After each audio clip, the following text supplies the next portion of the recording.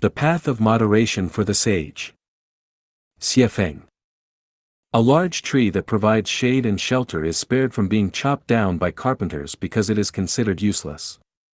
A hen, on the other hand, is spared from slaughter because it is useful and lays eggs. Hence, Confucius advised his disciples to position themselves between being talented and untalented. How does one find balance between talent and lack of talent? Is there a deeper wisdom hidden in this idea? When I went abroad as a translator, my superiors considered potential factors beyond just my language skills. I was proficient in accounting, clerical work, and statistics. As a level 5 fitter, a role often referred to as the jack of all trades, in mechanical fields, I was well versed in mechanical schematics and construction. If needed, I could install and repair lathes, gasoline engines, diesel engines, and drilling rigs. Moreover, I had basic knowledge of foreign trade correspondence, credit procedures, import-export processes, and customs clearance. By these standards, I was considered talented and deemed an ideal candidate for the overseas assignment. Before I left, I casually remarked to a colleague that the company could use me in multiple roles due to my varied skills. Unexpectedly, my colleague responded, "Why bother knowing so much? Once you're abroad, just stick to translating and feign ignorance in everything else. Otherwise, you'll overwork yourself and invite resentment from others." I was taken aback but soon understood. The ancients warned that, in troubled times, excessive talent is a root of misfortune, and that, mastering 1,000 techniques is less valuable than excelling in one. A person should neither be overly talented nor completely untalented but should adapt to circumstances.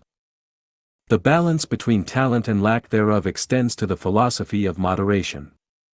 The concept of moderation has faced criticism for being indecisive, opportunistic, and overly accommodating. Critics argue, 1 is 1, and 2 is 2. What is this ambiguous 1.5? Love is love, and hate is hate. What is this undefined middle ground? For a long time, I scoffed at the idea of moderation, viewing it as unworthy of a true man.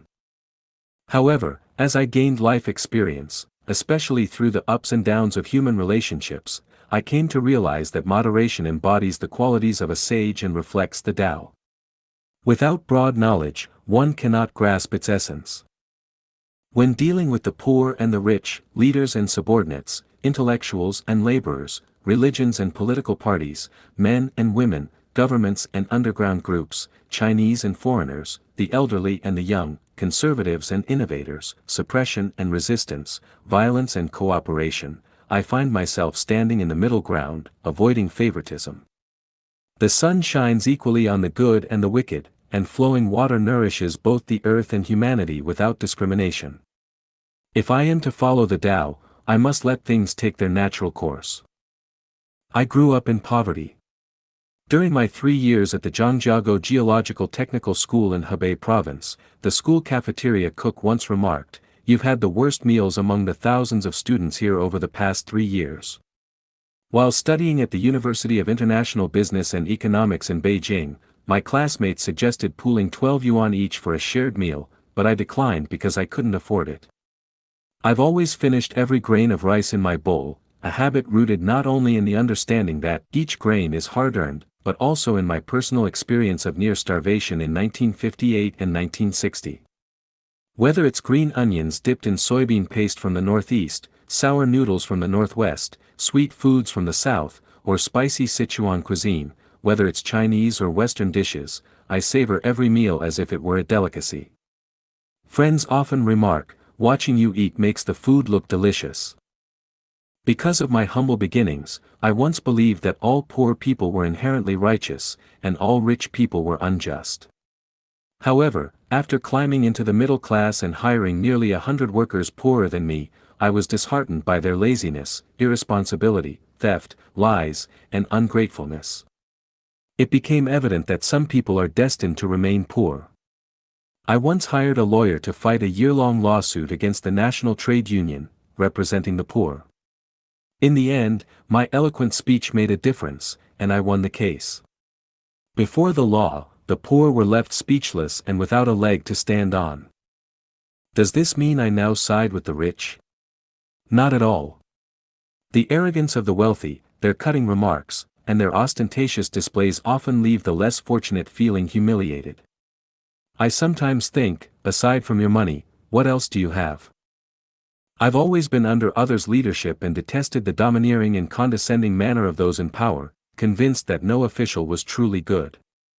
However, when I later had the chance to lead others myself, I came to realize that being in a leadership position is no easy task either. The masses have their reasons, and those in leadership have their challenges. An irreconcilable dilemma exists between the two. I was once a member of the working class and deeply envied intellectuals. I thought they understood many principles, could distinguish truth from falsehood, and upheld justice, serving as the backbone of enterprises and the nation. Later, after graduating from the Education Institute and becoming a middle school teacher, I became an intellectual myself. However, I quickly discovered that intellectuals can be narrow-minded, self-serving, and overly concerned with trivial matters. On the surface, they may appear courteous and witty, but deep down, they are often masters of internal conflict. Currently, I have written nearly 1 million words in articles and can now be considered a genuine intellectual. My 10 months of experience online have profoundly revealed to me that intellectuals are not necessarily admirable. Famous intellectuals often disregard those without status, speaking in grandiose and polished rhetoric while their true intentions and actions often tell a different story. As for the majority of ordinary intellectuals, deep down, their attitude seems to be, I know you're capable, but I'll do everything I can to prevent your success. Jealousy may well be the innate nature of intellectuals. They envy not only the talents of their colleagues, classmates, and friends but also those of people everywhere, whether in the present or throughout history. Intellectuals tend to be more adept at hindering progress than fostering it. If they do offer praise or admiration for someone, it is usually because they stand to gain something from it, or the person being praised is a historical figure, deceased, or a foreigner. Otherwise, such praise rarely comes from a place of genuine sincerity. I was once a devout communist, idolizing Marx and Lenin and firmly believing that religion is the opium of the people. However, after studying the Bible, the Quran, Buddhist scriptures, and the Tao Te Ching, I came to realize how shallow and uninformed Marx and Lenin truly were. Later, I participated in religious activities and experienced various practices and rituals. Coupled with observing the fanaticism and zealotry of certain religious organizations and individuals, I came to understand that religion not only anesthetizes people's spirits but also constrains their souls and instills a sense of terror in their minds. I am a chauvinist, believing that men should have the final say in family matters and that women should stay out of politics. In my view, men should naturally be strong and brave, while women should be gentle and virtuous. This balance of strength and softness is the way of nature. However, I later realized that some men do not fit this mold. They are neither strong nor brave but instead gentle, even competing with women for the role of gentleness. This inevitably causes distress for women. When faced with such men, women have no choice but to become strong and assertive, embracing a form of female chauvinism. I am also a statist, firmly believing that everyone must operate within the framework of the Constitution and laws. Only in this way can society maintain order and harmony, enabling people to fully utilize their talents and resources. If societal problems arise, the first course of action should be to amend the Constitution and laws. Once established, these laws must be strictly adhered to by everyone, from top to bottom. No one should act outside the boundaries of the Constitution and laws, and any violation should be treated as a crime.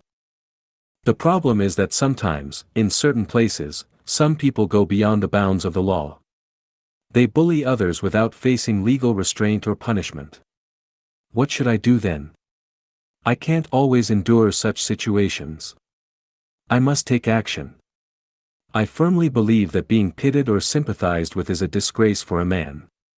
When left with no other choice, I would have to go rogue. When cries for help go unanswered, I have no choice but to join or form a criminal group. Regardless of the consequences, I will fight back. If you won't let me live, why should I let you live comfortably? Somebody once said something absurd: those who are not of our kind must have different hearts. After interacting with black and white people for over 10 years, I came to realize that all human hearts are made of flesh. Many black and white people have been exceptionally friendly to me, more sincere and easier to get along with than some of my own compatriots. There is no place in the world without fragrant grass. Wherever there is human warmth, one can find a home. A true man's ambitions should reach all corners of the world. Chinese, foreigners, black, white, yellow, aren't we all human beings? The issue between the elderly and the young boils down to one unchanging principle: the young must respect the elderly, and the elderly must care for the young. Beyond this, judgments cannot be based on age alone. The young should not read Water Margin, and the old should not read Romance of the Three Kingdoms, which proves that both young and old have their own strengths and weaknesses. Determining who is right or wrong must be done on a case-by-case basis. In summary, nothing is conclusive, and human affairs are never set in stone. Our minds must remain in a state of emptiness, ignorance, humility, and moderation, ready to act according to circumstances and adapt to the flow of life. When the weather is fair, the people harmonious, and all is well, the saint should remain dormant, silent for 1,000 years, letting everything take its natural course. But when chaos abounds and lives are plunged into suffering, the saint must act swiftly and decisively, guiding the world back to order. To become a sage, one must practice moderation. Any bias will turn one into a scoundrel.